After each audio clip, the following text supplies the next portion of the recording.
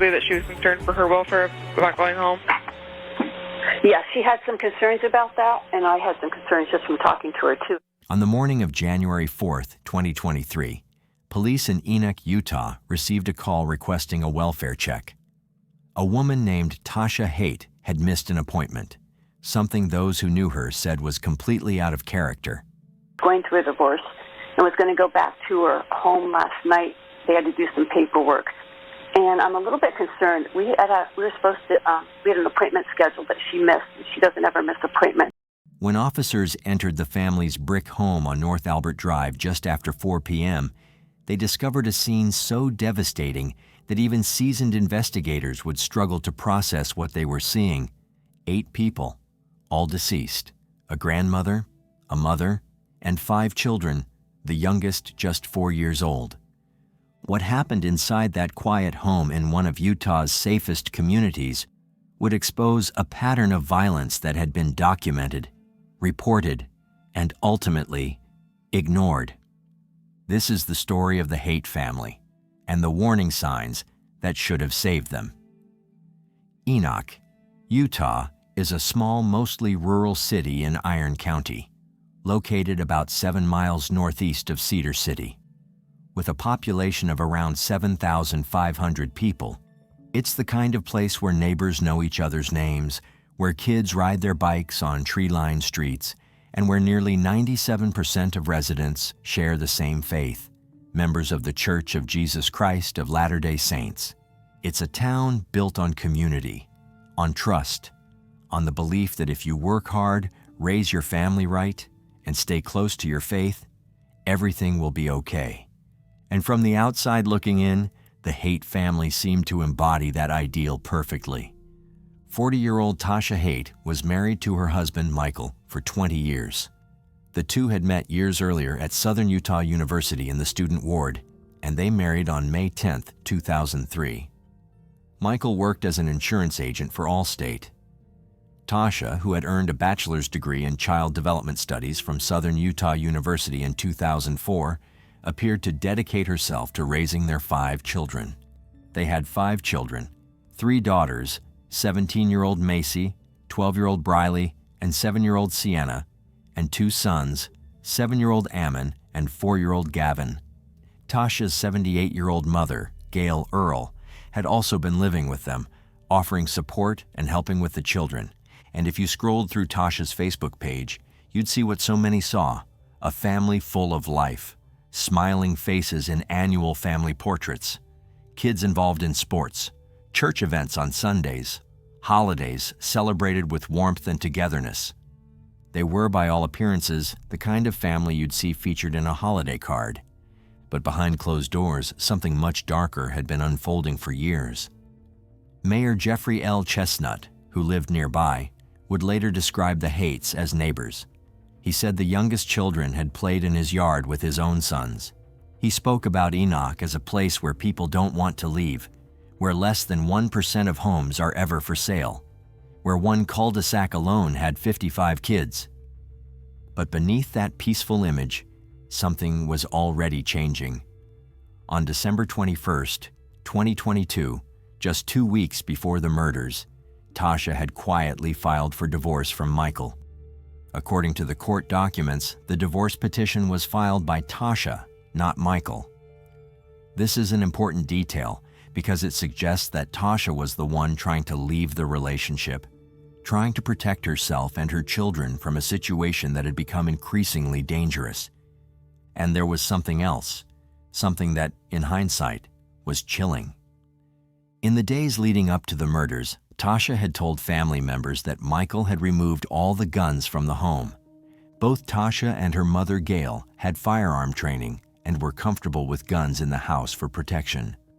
But according to those close to Tasha, she believed that Michael's removal of those firearms left them vulnerable. She felt unsafe, and she had good reason to. She was right to be afraid. Now, during the press conference on Thursday, January 5th, Enoch Police Chief Jackson Ames acknowledged that officers had been involved in an investigation with the family a couple of years earlier. When asked about it, he stated that there had been some investigations with the family in the past, but nothing recent that law enforcement was aware of.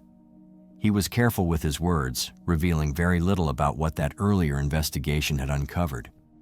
So what happened in that earlier investigation?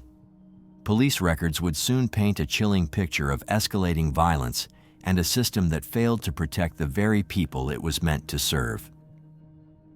On August 27, 2020, authorities received a call from a person who was not a family member reporting a potential assault happening inside the Haight home.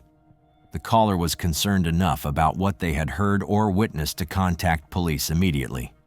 What followed was an investigation that documented a violent pattern of behavior, one that had been escalating for years and that would prove to be a tragic warning of what was to come.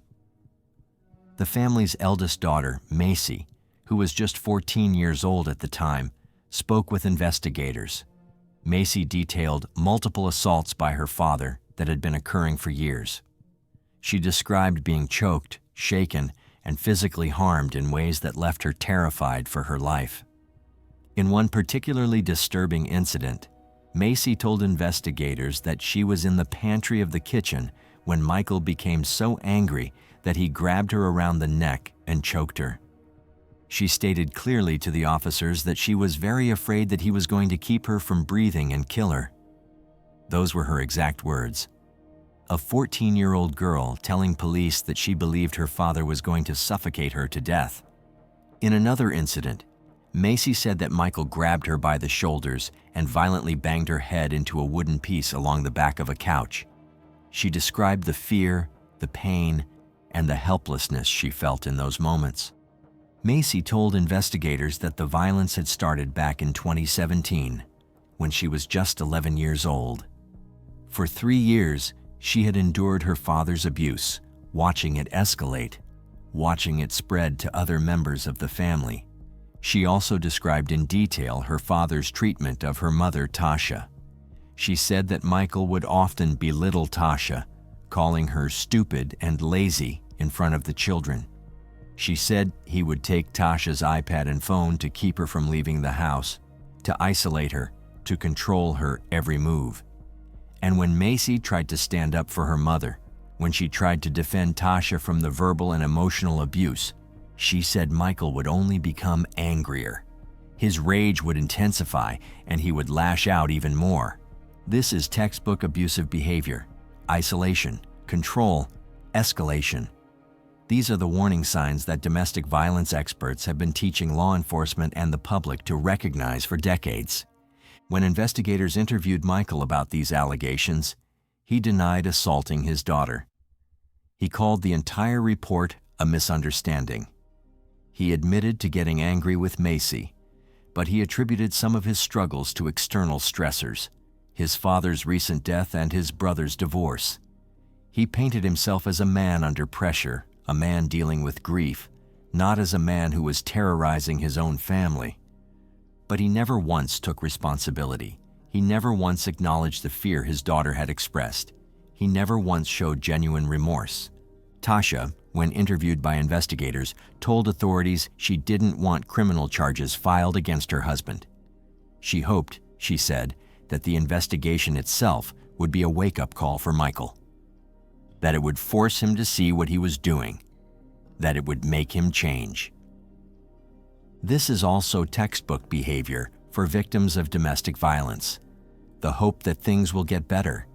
The belief that if you just give them one more chance, they'll finally see the damage they're causing. The fear of what might happen if you push too hard, if you make them angrier. And here's where the system catastrophically failed. Iron County District Attorney Chad Dotson later released a statement explaining that his office didn't charge Michael in 2020 because there was insufficient evidence to pursue criminal charges, likely based on an inability to prove each element of the case beyond a reasonable doubt or a statute of limitation barrier. But here's the part that's even more troubling, the part that haunts everyone who has studied this case. No interviews or police reports from that investigation were ever sent to the district attorney's office for formal screening of potential charges. Let me say that again. The district attorney's office never even saw the evidence, They never reviewed Macy's statement. They never had the opportunity to make an informed decision about whether charges should be filed. Instead, investigators simply warned Michael. They told him that the allegations against him were close to assaultive and that he should continue seeing somebody for his anger issues. They gave him a verbal warning and sent him on his way. And then they closed the case. Fast forward to December 2022. Tasha files for divorce. She tells family members that Michael has removed the guns from the house. She confides in friends that she's afraid. The divorce is also the reason why her mother comes to stay with her, to provide support, to be an extra set of eyes and hands during this dangerous transition period. Because leaving an abusive relationship is the most dangerous time. Statistically, the risk of death increases exponentially when a victim tries to leave. Domestic violence experts will tell you this over and over. The moment of separation is when the abuser realizes they're losing control. And for someone like Michael, someone who had spent years controlling, manipulating, and terrorizing his family, that loss of control was unacceptable. On the night of January 3rd, Tasha and Macy attended a church event. They were seen by multiple witnesses. They seemed normal. But what was happening inside that home? What was Michael thinking? What was he planning? We'll never know for certain. But based on the timeline and the evidence, it appears that at some point, between the evening of January 3rd and the early morning hours of January 4th, Michael made the decision to kill his entire family. And when officers entered that home on January 4th, they found the devastating result of that decision. Community trying to process the unthinkable. 8 people shot and killed in their home. The small southern Utah town releasing details tonight in an emotional press conference. That the suspect took his own life after killing 7 others in the home. The suspect is 42-year-old Michael Haight. The story of the Haight family is not just a tragedy. It's a failure on multiple levels, a failure of systems, policies, and follow-through that cost 8 people their lives.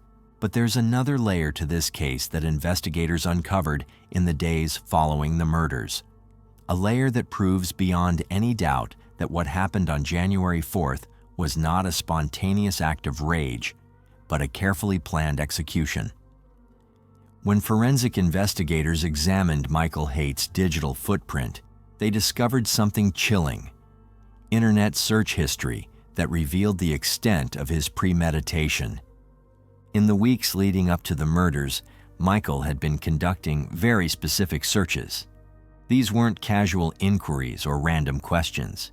They were deliberate research queries designed to help him carry out his plan without detection. One search in particular stood out to investigators. Can neighbors hear gunshots? This single question reveals the calculated nature of Michael's thinking.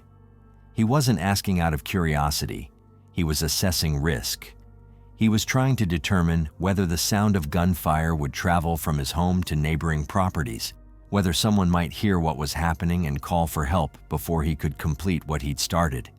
He was measuring the acoustics of mass murder. The fact that he was concerned about neighbors hearing gunshots tells us several things. First, it confirms that he knew exactly what he was planning to do and how he was going to do it. Second, it shows he was aware enough of his surroundings to worry about interference.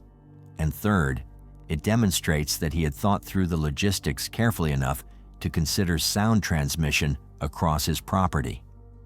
Enoch homes typically sit on half-acre lots.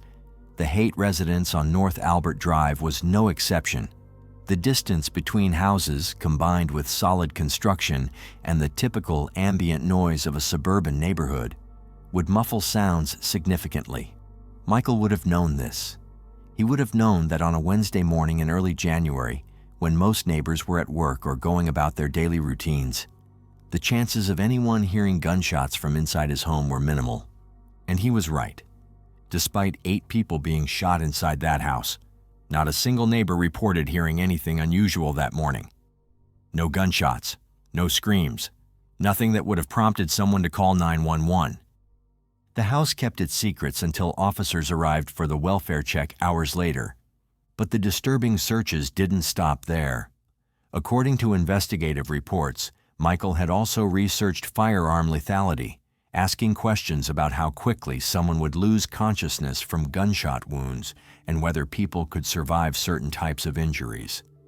These searches suggest he wasn't just planning to shoot his family, he was planning to ensure they wouldn't survive, that there would be no chance of rescue, no possibility that someone might make it out alive to tell what happened.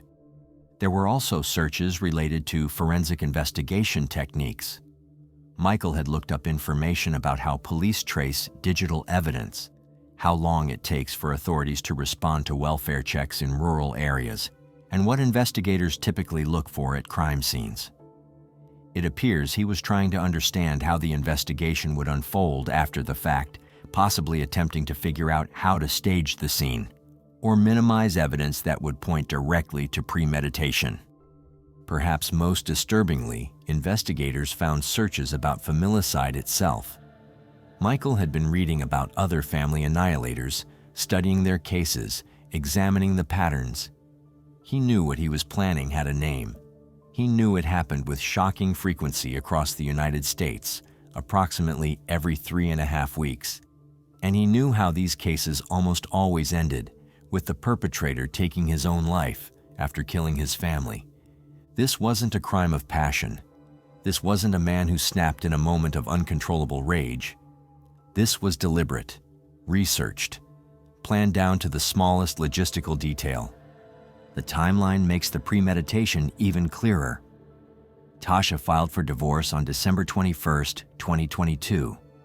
The murders occurred on January 4, 2023, just 2 weeks later.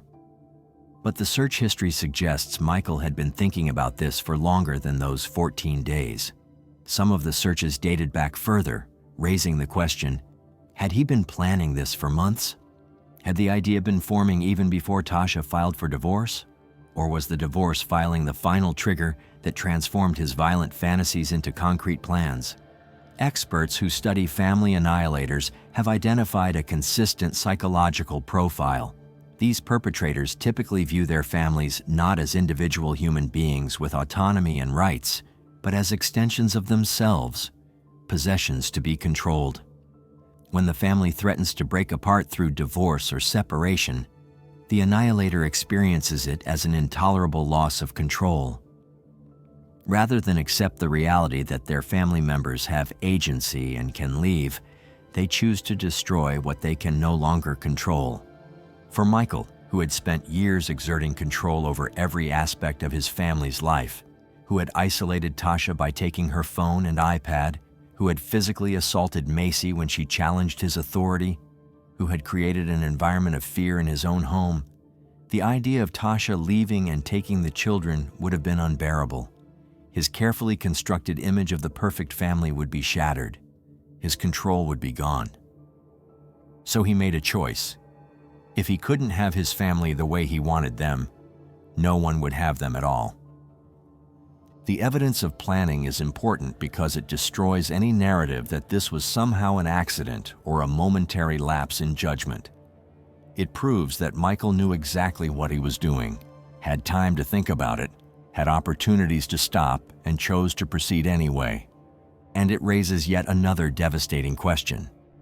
If the system had acted differently in 2020, when Macy reported her father's abuse, would any of this planning have mattered? Would Michael have been under supervision? Would there have been restrictions on his access to firearms? Would Tasha and the children have had protective orders in place? Macy Haight did everything the system asked of her. She reported her father to authorities. She detailed the abuse she had suffered. She explicitly told investigators she feared he would kill her. She trusted that speaking up would lead to protection and intervention. The system responded with a warning to Michael and nothing more. No charges were filed. No case was forwarded to the district attorney's office for review. No protective measures were put in place for the family. No follow-up was conducted to ensure Macy and her siblings were safe. 3 years later, Macy was dead. So were her siblings, her mother, and her grandmother. In the year since the murders, Enoch has struggled to heal. Vigils have been held. 800 people gathered to say goodbye to Tasha, Gail, and the 5 children. The community raised over $100,000 to help with funeral expenses. Schools brought in crisis counselors. Churches held special services. Neighbors continued to leave flowers and teddy bears at the memorial site. But grief and community support, while important, don't answer the hard questions. Why weren't charges filed when a 14-year-old girl said her father choked her and she thought he was going to kill her? Why wasn't her statement enough to at least forward the case to prosecutors for review? Why was a verbal warning to the abuser considered sufficient intervention? Why was there no follow-up to check on the family's safety? These aren't rhetorical questions. They deserve answers. And more importantly, they demand action to ensure this doesn't happen again. Because the reality is this: domestic violence escalates. It doesn't improve on its own. It doesn't stop because you ignore it or hope it will get better. And when guns are involved, when there's a documented history of choking, which experts consider one of the strongest predictors of future homicide, the risk of death increases exponentially.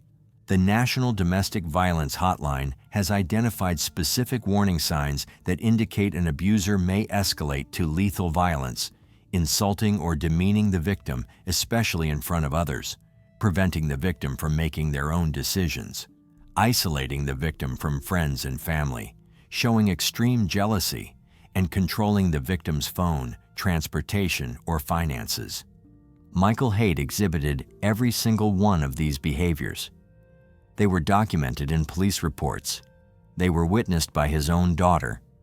People in the community suspected something was wrong, and still, nothing was done. If you or someone you know is experiencing abuse, emotional, physical, financial, or otherwise, please reach out.